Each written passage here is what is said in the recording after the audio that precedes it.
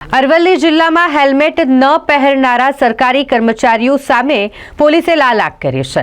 હવે દરેક સરકારી કચેરી ખાતે પોલીસ તૈનાત છે અને દરેક સરકારી કર્મચારી જેમણે હવે હેલ્મેટ પહેરવું ફરજિયાત છે। ગુજરાત સરકારના દરેક કર્મચારી માટે હેલ્મેટ પહેરવાનું ફરજિયાત કરવામાં આવ્યું છે, પરંતુ તે છતાંય ઘણા બધા એવા સરકારી કર્મચારીઓ છે કે તેઓ દ્વારા નિયમોનું પાલન નથી કરવામાં આવતું અને ત્યારે ખાસ કરીને ગુજરાત પોલીસ વડા દ્વારા આ એક એક્શન પ્લાન તૈયાર કરવામાં આવ્યું છે, જે અંતર્ગત 11મી ફેબ્રુઆરી એટલે કે આજથી ફરજિયાતપણે દરેક સરકારી કર્મચારીએ હેલ્મેટ પહેરવું પડશે અને સાથે સીટ બેલ્ટ પણ લગાવવો પડશે।